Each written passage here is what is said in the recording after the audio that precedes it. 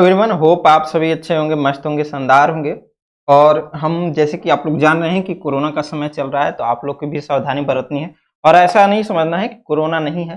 मैंने अपने दोस्त मेरे एक दोस्त भी हैं, मित्र भी हैं, उनको कोविड-19 के शिकार हुए हैं। वो बता रहे थे कि उनके साथ किस तरह की घटना हुई। उनका खुद का हॉस्पिटल है वाराणसी में, इसलिए उनका तो जान बच गई। ऑक्सीजन की कितनी किल्लत है, वो भी 2 दिन ऑक्सीजन पे ही टिके रहे हैं। तो ऑक्सीजन लेवल लगभग 62% आ गया था। अब धीरे-धीरे वो रिकवर हैं, हुए हो रहे हैं, ठीक है। तो इस चीज़ को कोरोना को बकवास ना समझें। हालाँकि इससे सावधानी बरतनी ज़रूरी है। जो सेकेंड स्ट्रेन है वो फर्स्ट से भी ज़्यादा खराब है और इसे जो लोग मज़ाक ले रहे हैं, क्योंकि हमारे आस-पास में भी कुछ लोगों को अब दिखने लगा है इस तरीके का। तो हम लोग घर पे रहें, अच्छे तरीके से पढ़ें, हम भी आपके साथ देने के लिए तैयार हैं। आपको यूपीएससी सिविल सर्विस का पूरी कोर्स यहाँ पे हम लेकर आ गए हैं। इसमें कोई टेंशन वाली बात नहीं है। हम लोग बात कर रहे थे प्रेम। अब हम लोग जो बात पिछले तक वीडियो तक किए थे, लेक्चर तक किए थे, वहाँ पे हम लोग बात किए थे कि फीचर्स ऑफ इंडियन कॉन्स्टिट्यूशन। हमने लास्ट फीचर्स को भी देखा था कि हमारा जो 3 टायर ऑफ गवर्नमेंट है, जैसे कि आपको यूनियन गवर्नमेंट है, फिर स्टेट गवर्नमेंट है एंड लोकल लेवल गवर्नमेंट है। तो लोकल लेवल जो गवर्नमेंट है उसकी भी हम लोग बात की थी कि 11 और 12 शेड्यूल के अंतर्गत लोकल लेवल गवर्नमेंट की बात की गई है। तो ये सब सारी चीज़ें हम लोग ने पिछले वीडियो में कवर किया है। ये हम एक बात और फिर से याद दिला दें कि ये हमारा कोर्स जो है मंडे टू फ्राइडे चलता है, तो इसलिए ये ना कहें कि सैटरडे और संडे को इसका वीडियो क्यों नहीं है। मंडे टू फ्राइडे सुबह 9 बजे आपको ये वीडियो मिल जाती होगी, ठीक है, डेली, ठीक है। इस चीज़ को ध्यान रखिएगा। और हमारा यूपीएससी सिविल सर्विस के लिए ये फुल कोर्स है, ठीक है। इसका मतलब है कि मेंस और प्लस आपको प्री दोनों के लिए, प्री प्लस मेंस के लिए, दोनों के लिए। तो ये चीज़ आप क्रम से निकाल दीजिएगा। इसका नोट्स हम ऑलरेडी दे रहे हैं या आप खुद से बना सकते हैं। तो हम लोग को आज बात करना था, हम अब बेसिक चीज़ों को देख लिए हैं। अब हम लोग को चलना है कॉन्स्टिट्यूशन के प्रीएम्बल में, यानी कि हम लोग को अब एंट्री करना है कॉन्स्टिट्यूशन में। और कॉन्स्टिट्यूशन को पढ़ते हुए, आर्टिकल्स को पढ़ते हुए, शेड्यूल्स को पढ़ते हुए, पार्ट्स को देखते हुए हम लोग को उसके साथ जो भी रिलेटेड केसेस हैं उसको भी देखना है। जैसे बेरू-बेरी केस है, या फिर आपको एलआईसी केस हो गया, या फिर आपको बात करें तो केशवानंद भारती केस हो गया, या फिर हम बात करें तो इमरजेंसी में क्या-क्या चीज़ें हुई थी, वो चीज़, पॉलिटिकल चीज़ें। तो ये सारी चीज़ें आपको धीरे-धीरे क्लास में आपको मिलते जाएँगे, ठीक है?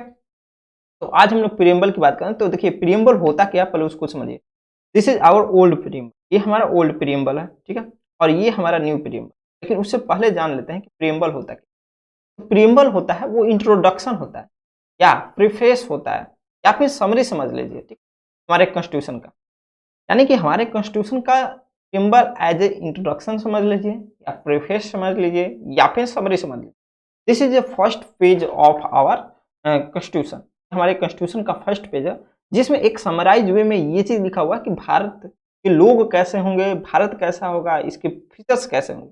हम लोग 4 पार्ट में इसको डिवाइड करके देखेंगे। तो सबसे पहली बार जो देश प्रीएम्बल एडॉप्ट किया था, सबसे पहला प्रीएम्बल यूएसए का आया था, ठीक है? सबसे पहला प्रीएम्बल यूएसए का आया था। और हमारा जो प्रीएम्बल है ऑब्जेक्टिव रिजोल्यूशन, जो कि 13 दिसंबर 1900 अ, 13 दिसंबर 1946 को लिया गया था। ये ऑब्जेक्टिव रिजोल्यूशन इस दिन लाया गया था, 30 दिसंबर 1946 को। यहाँ से आपको ऑब्जेक्टिव रिजोल्यूशन से हमारा प्रीएम्बल लिया गया, ठीक है? और ऑब्जेक्टिव रिजोल्यूशन को एडॉप्ट किया गया था 22 जनवरी 1947 को, ठीक है? अब यहाँ पर समझिए, पहले प्रीएम्बल को माना जाता था कि प्रीएम्बल पार्ट नहीं है हमारे कॉन्स्टिट्यूशन का। Preamble is not the part of our constitution, इस तरह के माना जाता था।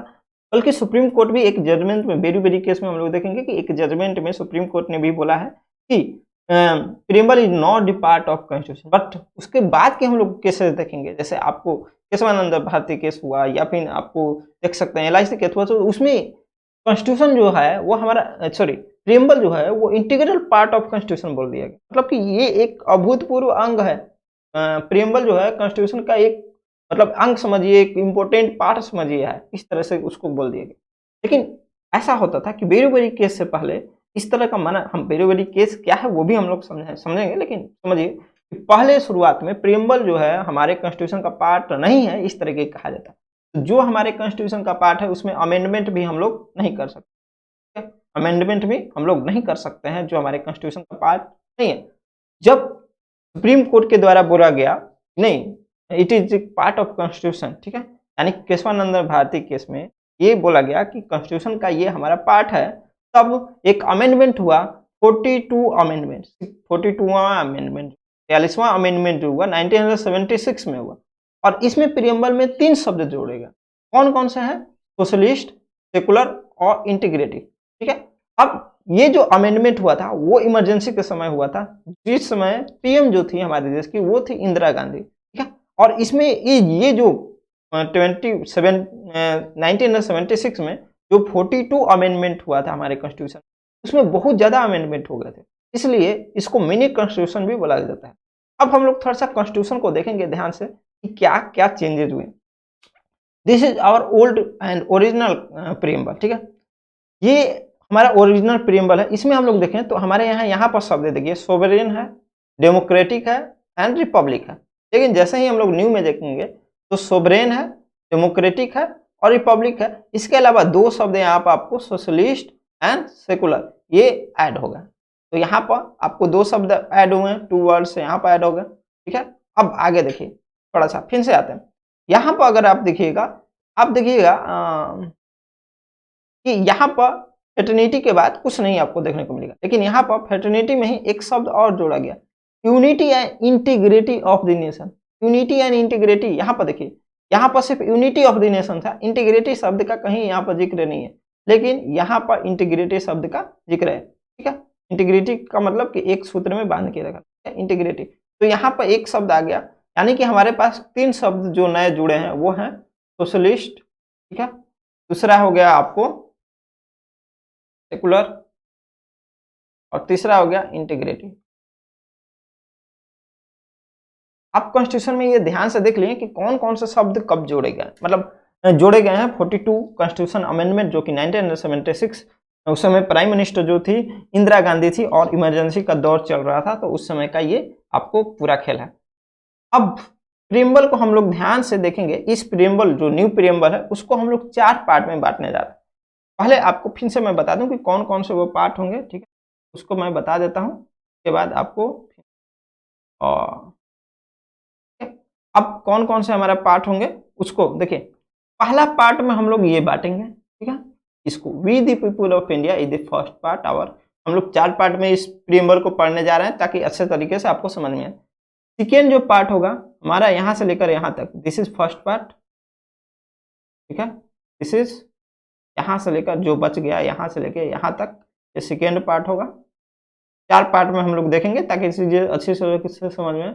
ये जो है चौथा, ये है जो आपको इतना, ये थर्ड पार्ट मतलब तीसरा पार्ट में हम लोग देखेंगे, ठीक है। ये पार्ट जो है, मैं कॉन्स्टिट्यूशन के पार्ट की बात नहीं कर रहा हूँ, अपने से हम लोग 4 भाग में इसको बांटे हुए हैं। कौन कौन से उसको मैं बता दे रहा हूँ और उसी तरह से हम लोग देखेंगे ताकि हम लोग को चीजें समझ में, क्योंकि चारों पार्ट में अलग अलग चीज का डिस्कशन। और ये 4th पार्ट, ये 4 पार्ट में हम लोग इसको देखेंगे, आपको अच्छे तरीके से समझ में आ जाएगा, ठीक है।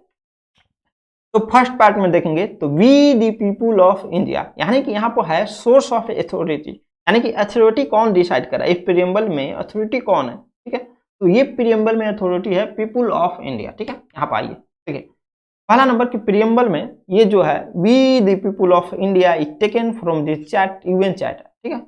और यहाँ पर हम लोग देखेंगे तो प्रीएम्बल को एक्सप्लेन के लिए हम लोग 4 पार्ट में बांटे, और यहाँ पर सोर्स ऑफ अथॉरिटी जो है वो कौन है, people of India. First part में सोर्स ऑफ अथॉरिटी आपको डिस्क्राइब किया गया है, जो मैंने यहाँ पर पार्ट बांटा हुआ है। इसमें फर्स्ट पार्ट देखेंगे तो we the people of India, तो people of India is the source of authority है, मैंने आपको फिर से बोल दिया। अब सेकेंड पार्ट को यहाँ पर थोड़ा सा देखते हैं। सेकेंड पार्ट में दिया हुआ है अब इंडिया कैसा होगा, ये चीज सेकेंड पार्ट में दिया। इंडिया होगा sovereign, socialist, secular, democratic and Republic. First part में है source of authority, second part में है how India look like, India कैसा होगा। अब समझिए नेचर ऑफ इंडियन स्टेट, यहाँ पर दिया, सॉरी यहाँ पर नेचर, सेकेंड पार्ट में जो है नेचर ऑफ इंडियन स्टेट का डिस्कशन है। अब समझिए नेचर ऑफ इंडियन स्टेट में मैंने हम लोग ने 5 शब्द को आराम से देखा, sovereign, socialist, secular, democratic and Republic, ठीक है। अब इस 5 शब्द को समझते हैं क्या क्या होता है। देखिए सोवरेन का मतलब होता है हिंदी में अगर हम लोग बात करें तो संप्रभुता, लेकिन अगर इसका मतलब क्या होता है इसको समझिए। यानी कि ऐसा संप्रभुता का मतलब, अगर आप संप्रभुता को मायने रखते हैं, ठीक है, इसका मतलब ये हुआ कि आप जो भी डिसीजन लेंगे वो अपना डिसीजन होंगे, आपके इंटरनल डिसीजन में कोई इंटरफेरेंस दूसरा देश नहीं करेगा, इस तरह का सोवरेनिटी है इंडिया में। इंडिया फ्री कंट्री है, यहाँ का जो भी डिसीजन लिया जाएगा वो खुद से लिया जाएगा और कोई एक्सटर्नल कंट्रोल, ठीक है, इस पर क्या करेगा आपको मतलब ये नहीं कर सकता है, सोवरेनिटी को भंग नहीं कर सकता है, कंट्रोल नहीं कर सकता है इसके डिसीजन को, ठीक है। अब बात को समझिएगा, इंडिया जो है कॉमनवेल्थ नेशन की क्या है, मेंबरशिप है, मेंबरशिप लिया हुआ है कॉमनवेल्थ नेशन की, इसमें बहुत सारे देश हैं। अब बात समझिएगा कि कॉमनवेल्थ नेशन होता क्या है। देखिए कॉमनवेल्थ नेशन क्या है कि जब भारत इंडिया जब इंडिपेंडेंस हुआ, इंडिपेंडेंस के साथ इंडिया के साथ बहुत सारे ऐसे देश थे जो कि वो भी कॉलोनियल रूल के अंतर्गत थे। अब ये सब देश क्या किए कि जैसे ही आज़ाद होते हैं तो कॉमनवेल्थ नेशन के रूप में इनका एक अपना ग्रुप बन जाता है और उसमें जो भी कॉलोनियल रूल से पीड़ित देश है उनका एक ग्रुप है, ठीक है। तो इस ग्रुप के मेंबर होने से उसके इंडिया के सोवरेनिटी पर कोई इम्पैक्ट नहीं पड़ता, मतलब इंडिया जो भी डिसीजन लेगा अपना internal decision, not external decision, ठीक है। एक्सटर्नल डिसीजन में सोवरेनिटी नहीं चलती। अगर आप मान लीजिए कि आप अपने घर का डिसीजन ले सकते हैं, उस पर कोई दूसरे का कंट्रोल नहीं है, लेकिन अगर आप दूसरे के घर का अगर डिसीजन लीजिएगा, मतलब किसी का घर का बोलिएगा कि नहीं इसको उड़ा दो, तो फिर उस पर आपको दिक्कत हो जाएगी, ठीक है, कोई कंट्रोल कर सकता है। तो वही चीज़ है, इंडिया अगर खुद के अंदर की डिसीजन जो भी लेंगे वो भी उसमें संपर होता है, लेकिन कभी कभी आपने देखा होगा कि पाकिस्तान के केसेस में भी इंडिया बोलता है कि हम ये आपसी मामला है, दूसरे देशों के इंटरफेरेंस को हम लोग नहीं झेलेंगे, इस तरह की चीज़ें। तो यहाँ पर सोवरेनिटी को अपने दिखाना चाहता है कि नहीं हम इस मामले में भी सोवरेन हैं, ठीक है। लेकिन हम लोग वहां पर नहीं जाना। सोवरेन का सिंपल सा मतलब समझिए कि we the people of India are free, free है कोई भी डिसीजन लेने के लिए, इस पर कोई भी एक्सटर्नल कंट्रोल नहीं चलेगा।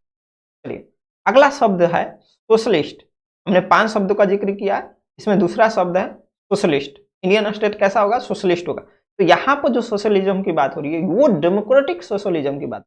अब 2 प्रकार की चीजें यहाँ पर सिद्धांत आती है, एक होता है कम्युनिज्म, ठीक है, और एक होता है सोशलिज्म।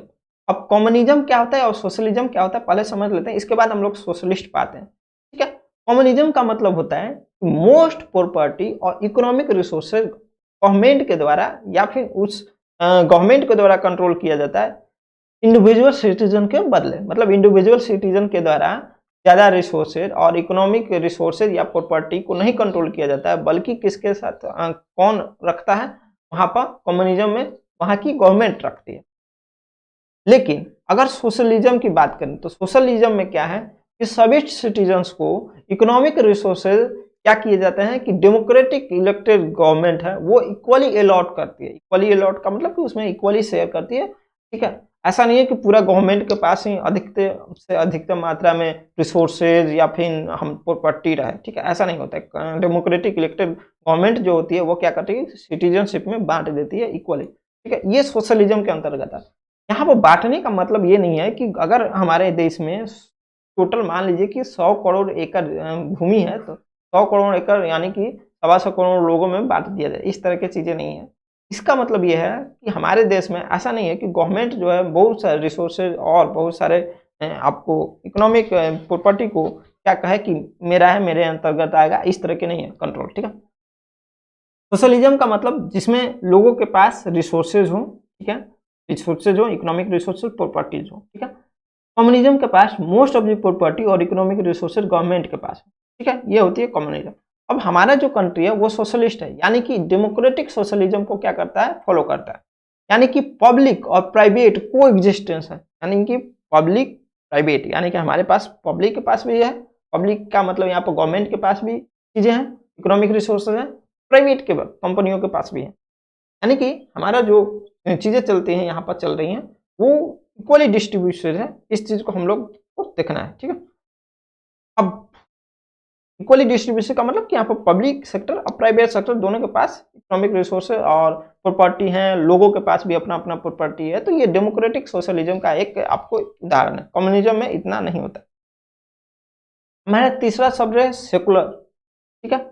सेकुलर जो शब्द है वो हमने बताया कि आपको ये 42 अमेंडमेंट जो हुआ था 1976 में उसके जरिए आया था, ठीक है। अब चीज़ों को समझिएगा, सेकुलरिज्म का मतलब जो है यहाँ पर मैंने पिछले वीडियो में भी बताया था, पिछले लेक्चर में भी, कि 2 प्रकार के सेकुलरिज्म आपको देखने को मिलेंगे। एक अगर हम लोग बात करें तो एक प्रोग्रेसिव सेकुलरिज्म हम लोग कहा जाता है, और एक वेस्टर्न जो सेकुलरिज्म है उसको। वेस्टर्न सेकुलरिज्म के अंतर्गत कोई भी रिलीजन को सपोर्ट नहीं किया जाता है, मतलब उनके लिए कोई रिलीजन नहीं होता है, इस तरह का मानकर चलना जाता है। लेकिन प्रोग्रेसिव सेकुलरिज्म में सभी रिलीजन को इक्वल स्टेटस और इक्वल राइट और इक्वल सपोर्ट दिए हुए हैं, क्लियर है, गवर्नमेंट के द्वारा। तो हमारा जो देश है वो प्रोग्रेसिव सेकुलरिज्म को मानता है, जिसमें इक्वल स्टेटस और सपोर्ट और रिलीजन को करता है, ठीक है। अब अगला जो शब्द था वो है डेमोक्रेटिक। ये चीज, ये देखिए सेकेंड जो पार्ट है हमारे प्रीएम्बल का, हमने जो पार्ट बांटा हुआ है, सेकेंड पार्ट ये यहाँ से यहाँ तक, ये सेकेंड जो पार्ट है वो बताता है कि नेचर कैसा होगा हमारे इंडियन स्टेट का, ठीक है। अब डेमोक्रेटिक, डेमोक्रेटिक का मतलब कि जिसमें लोगों के पास क्या हो, पावर हो, सुप्रीम पावर लोगों के पास हो, यानी कि वहां पर इलेक्टेड गवर्नमेंट हो, ठीक है, यूनिवर्सल एडल्ट फ्रेंचाइज, ठीक है। अब डेमोक्रेटिक, डेमोक्रेसी भी 2 प्रकार की होती है, एक डायरेक्ट और एक इनडायरेक्ट। डायरेक्ट में किसको, जहां पर कि पीपुल जो है डायरेक्टली एक्सरसाइज करती है पावर को, यानी कि वहां पर कोई भी डिसीजन जो लिया जाता है वो रेफरेंडम के जरिए, यानी कि जनमत संग्रह के जरिए लिया जाता है। स्विट्जरलैंड जैसे एग्जाम्पल है। लेकिन इंडिया जो है वो यहाँ पर इनडायरेक्ट डेमोक्रेसी को फॉलो करता है, और यहाँ पर इलेक्टेड रिप्रेजेंटेटिव को एक बैठा कर रख दिया जाता है और बाकी सारा काम वही देखता है। जैसे हम थोड़ा सा समझिए, डायरेक्ट डेमोक्रेसी में क्या होता है कि अगर गवर्नमेंट एक रहेगी कोई दिक्कत नहीं है, लेकिन अगर कोई डिसीजन लेनी है तो गवर्नमेंट तो लेगी ही, लेकिन उसके साथ ही एक रेफरेंडम होगा, यानी कि वोटिंग होगी पूरे देश में। वोटिंग का मतलब कि मोबाइल फोन्स हो गए या फिर इंटरनेट के जरिए वोटिंग हुए, ठीक है। वोटिंग ली जाएगी और वहां से मत लिया जाएगा, वोटिंग होगी और वहां पर जैसा होगा उस पर डिसीजन लिया जाएगा, यानी कि लोगों के द्वारा डायरेक्ट पावर को क्या किया जा रहा है, एक्सरसाइज किया जा रहा है, ठीक है। स्विट्जरलैंड जैसे एग्जाम्पल है। लेकिन इंडिया में ऐसा नहीं है, इंडिया में कोई वोटिंग वोटिंग हर डिसीजन पर नहीं लिया जाता। इंडिया में क्या है कि आप एक इलेक्टेड गवर्नमेंट को चुन कर भेज दिए, अब वो इलेक्टेड गवर्नमेंट, इलेक्टेड रिप्रेजेंटेटिव जो है वो क्या करेगी, अब पावर को एक्सरसाइज करेगी। अब बाकी डिसीजन 5 साल तक लेते हो, कुछ भी आपको चाहे लोगों के हित में हो चाहे नहीं हो, इस तरह की इंडिया में इनडायरेक्ट डेमोक्रेसी, ठीक है।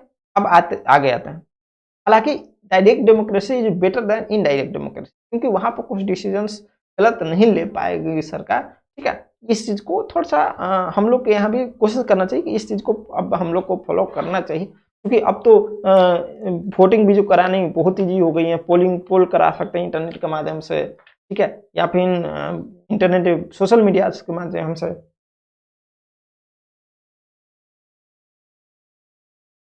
अब जो नेक्स्ट हमारा वर्ड है वो है रिपब्लिक। रिपब्लिक किसे बोला जाता है, देखिए रिपब्लिक यहाँ पर कि इलेक्टेड हेड हो, ठीक है। जैसे हमारे यहाँ प्रेसिडेंट हेड है, लेकिन इनडायरेक्टली इलेक्टेड है, ठीक है। लेकिन ब्रिटेन में ऐसा नहीं है, ब्रिटेन में मोनार्क है, यानी कि वहां पर जो हेड है वो महारानी होती है, ठीक है। अब हम लोग पार्ट नंबर 3 में देखते हैं, तो पार्ट नंबर 3 में देखते हैं तो उसमें ये इतना आता है। अब इसको हम लोग देखते हैं, ऑब्जेक्टिव्स ऑफ कॉन्स्टिट्यूशन, यानी कि क्या क्या ऑब्जेक्टिव है, सिद्धांत है कॉन्स्टिट्यूशन के। पहला नंबर जस्टिस, ये जस्टिस जो कि रशिया से लिया गया है। पहले एक बार यहाँ पर मैं दिखा देता हूँ ताकि आपको क्लियर हो। देखिए हमारे देश में सभी सिटीजन्स को जस्टिस मिलेगी। कौन कौन से justice, social justice, economic justice and political justice. Liberty यानी कि आज़ादी, त्याग करने की, सोच रखने की, अपने बात को एक्सप्रेस करने की, बिलीव करने की, फेथ करने की और वर्शिप करने की, पूजा करने की। इक्वालिटी ऑफ किसकी, स्टेटस की और अपॉर्चुनिटी की, और to promote among them all, उनको प्रमोट करने की। फ्रेटर्निटी यानी कि भाईचारा, assuring the dignity of the individual and the unity and integrity of nation. अब ये चारों पार्ट को हम लोग 4 शब्द यहाँ पर justice, liberty, equality and fraternity, इस चारों शब्द को हम लोग को बारी बारी से देखना है। चलिए सबसे पहले जस्टिस। जस्टिस में हम लोग 3 प्रकार के जस्टिस को देखें, एक सोशल, एक इकोनॉमिक और एक पॉलिटिकल, ठीक है। अब सोशल देखिए, पहला नंबर की जस्टिस का मतलब क्या होता है कि सभी लोगों के साथ फेयरनेस ट्रीटमेंट हो, यानी कि किसी के पक्ष में नहीं किसी के विपक्ष में नहीं, जो है उसी को सच में असली जो डिसीजन होना चाहिए वो होना चाहिए, ठीक है। सोशल जस्टिस का मतलब कि किसी के साथ भेदभाव नहीं। इकोनॉमिक जस्टिस का मतलब कि ना कोई चीज रिच के को स्पेशल स्टेटस देना, ना कोई पुअर को स्पेशल स्टेटस देना, सबको सेम स्टेटस देना, ठीक है। पॉलिटिकल पॉलिटिकल में इक्वल राइट्स जैसे होगा, पॉलिटिकल आपको जस्टिस में हो जाएगा इक्वल राइट्स सबको देना, ठीक है। अब समझते हैं नेक्स्ट। अब अगला है लिबर्टी। लिबर्टी मैंने आपको बोला कि मतलब कि फ्री, किसी का आपको ऊपर कंट्रोल नहीं। रिस्ट्रेन मीन्स नो रिस्ट्रेन, मतलब किसी का कंट्रोल नहीं on the activity of an individual, मतलब किसी के इंडिविजुअल के एक्टिविटी पर, ठीक है। वो क्या क्या हो सकता है, थॉट हो सकता है, एक्सप्रेशन हो सकता है, बिलीफ हो सकता है, फेथ एंड वर्शिप हो सकता है, ऑलरेडी मैंने डिस्कस कर लिया। अब इक्वालिटी की बात करें तो इक्वालिटी यानी कि अब्सेंस ऑफ स्पेशल प्रिविलेज, यानी कि किसी को स्पेशल प्रिविलेज नहीं, सबको एक समान, ठीक है। अब इक्वालिटी ऑफ अ स्टेटस, लोगों के स्टेटस में इक्वालिटी और उसके अपॉर्चुनिटी में इक्वालिटी होनी चाहिए। अब समझिए सिंपल है। अब कोई कोई बोलेगा कि जब इक्वालिटी है तो फिर स्पेशल प्रिविलेज रिजर्वेशन क्यों दिया जाता है एसटी एससी को? तो देखिए रिजर्वेशन इसलिए देता है हालांकि कोरोना नहीं हुआ है, थोड़ा मोड़ा हो जाता है सर्दी खांसी, ठीक है। देखिए रिजर्वेशन क्यों है, तो रिजर्वेशन इसलिए है क्योंकि एक पुअर पीपुल है, ठीक है, मतलब एसटी एससी कैटेगरी है, और एक रिच पीपुल। तो रिच पीपुल के पास पैसा है, वो क्या कर सकता है, अच्छे स्कूल में जा सकता है, लेकिन ये अगर पैसा नहीं है तो ये स्कूल में नहीं जा सकता है। तो इनके लिए जरूरी है कि इनको रिजर्वेशन देकर अच्छे स्कूल में भेजा जाए या फिर रिजर्वेशन देकर जॉब में भेजा जाए, क्योंकि इनके पास पैसा है, ये यहाँ तक अच्छे एजुकेशन लेकर पहुँच सकते हैं, इनके पास अच्छे एजुकेशन लेने के भी साधन नहीं है, इसलिए इनको जॉब में उसी एजुकेशन के बदौलत इनको भेजा जाता है। तो इक्वल अपॉर्चुनिटी का यहाँ पर बात आ जाती है, इनको इक्वल अपॉर्चुनिटी देना, मतलब इनके पास जो अपॉर्चुनिटी है उनसे कम संसाधन, रिसोर्सेज और अपॉर्चुनिटी इनको मिलती है, इसलिए इनको इक्वल अपॉर्चुनिटी के लिए रिजर्वेशन दी जाती है, ठीक है। इस बात को ध्यान रखिए। तो यहाँ पर कोई स्पेशल प्रिविलेज नहीं है, ये अपॉर्चुनिटी को इक्वल करने के लिए ये किया जाता है, ठीक है। अब अगला आता है, हालांकि वो पॉलिटिकल मुद्दा हो गया है, अब पॉलिटिक्स में इसमें ज़्यादा होने लगा, उसकी हम लोग बात अभी नहीं करेंगे। अब अगला आता है फ्रेटर्निटी शब्द, यानी कि जिसको ब्रदरहुड, भाईचारा बोलते हैं, ठीक है। अब किसी भी लोगों का डिग्निटी ऑफ इंडिविजुअल, यानी कि खुद की गरिमा, ठीक है, और यूनिटी मतलब कि एकता, और इंटीग्रिटी मतलब कि इंटीग्रिटी का मतलब कि एक सूत्र में बांध कर रखना, ठीक है, नेशन को, ये आता है फ्रेटर्निटी के अंतर्गत, ठीक है। एक मिनट, पेन मालूम नहीं, अब सुनिए। अब एक बात ध्यान दीजिएगा, लिबर्टी, इक्वालिटी और फ्रेटर्निटी, ये जो तीनों शब्द हैं वो फ्रांस से लिए गए हैं, क्लियर है।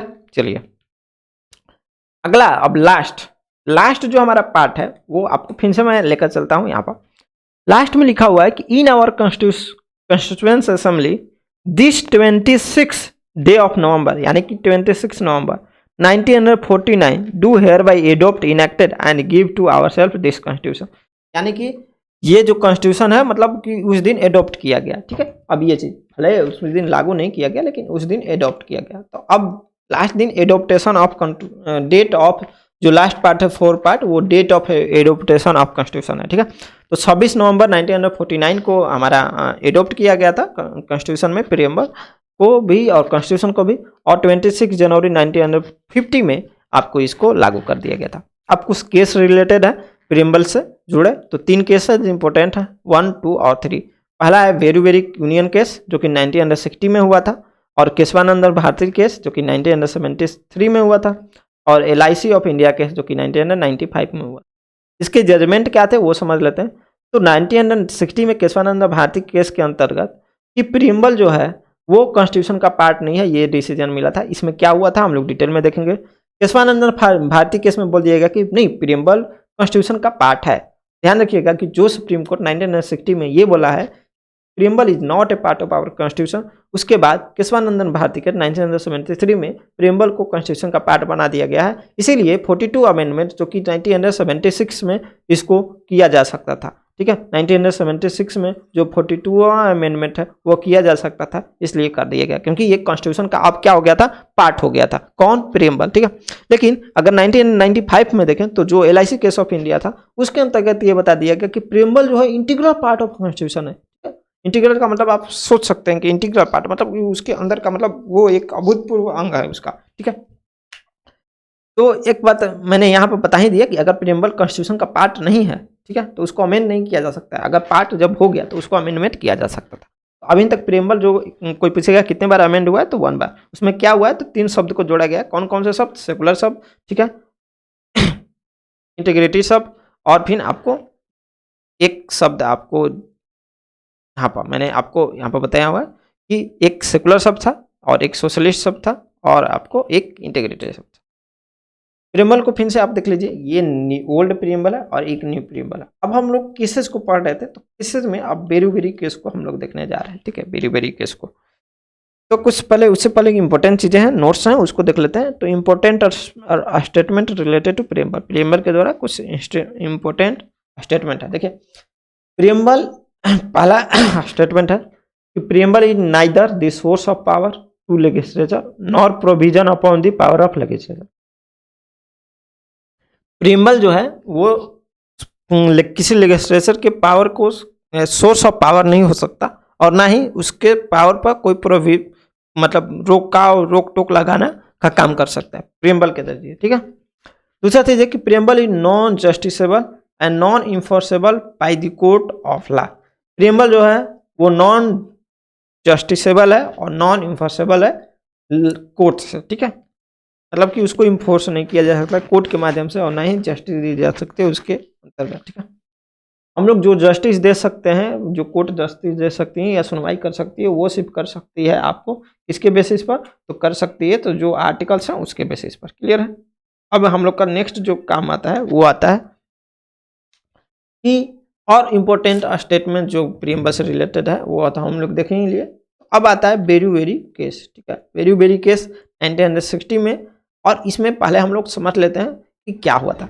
ये देखिए आपके नोट्स में जो दिया जाएगा उसके लिए ये पूरा बनाया गया है, हालांकि हम उसको पढ़ने उतना आपको ये पढ़कर नहीं सुनाने जा रहा है और इसका हिंदी नहीं बताने जा रहा है, आपको सीधे समझा दे रहे हैं, ठीक है। हालांकि आप इसमें देख सकते हैं, देखिए पहला नंबर कि ये इंडिया में जब इंडिया और पाकिस्तान का बंटवारा हो रहा था, तो इंडिया और पाकिस्तान का जो बाउंड्री का बंटवारा हो रहा था वो रेड क्लिफ को दे दिया गया था, ठीक है, कि बाउंड्री जो है रेड क्लिफ, ठीक है। उस समय का एक बंदा था,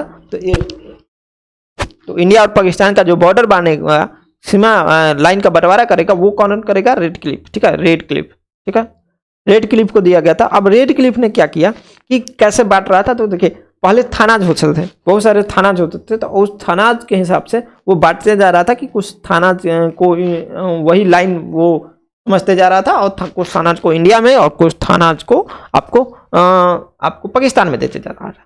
तो क्या हुआ था कि अब रेड क्लिफ जो था वो तो जल्दी जल्दी, अब होता है ना कि कोई चीज़ जैसे कि अब तो ख़त्म ही हो गया था ब्रिटिश का यहाँ पर आज, तो जल्दी जल्दी किसी तरह बांट के ख़त्म करके चला जाए, तो उसी तरह ये कोशिश कर रहा था कि जल्दी जल्दी से सारी चीज़ कर दिया जाए, लेकिन कुछ डिस्प्यूट एरोज कर दिया, मतलब खड़ा कर दिया। अब क्या कर दिया कि मैप पर जो रेड क्लिफ था वो अच्छे तरीके से पूरा डिस्ट्रीब्यूट नहीं किया था, और यहाँ पर एक बेरू का डिस्प्यूट हो जाता है, यानी कि बेरू एक क्या है, इलाका है, ठीक है, जो कि जलपाईगुड़ी में पड़ता है आपको, जो कि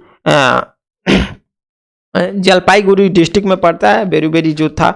और यहाँ पर जो डिस्प्यूट है, यहाँ पर समझिएगा कि एक चीज़ होता है कि कुछ थानाज को एक कंट्री में डालता था, तो कुछ थानाज को अदर कंट्री में। तो अब क्या कर दिया था कि यहाँ पर एक थाना है बेरू यूनियन नंबर 12, ये जो थाना था जलपाईगुड़ी थाना था, ठीक है, उसको रेड क्लिफ ने क्या कर दिया था कि उसको, हालांकि पाकिस्तान में उसको बोल दिया था, और लेकिन वो तो पार्ट था इंडिया का, ठीक है।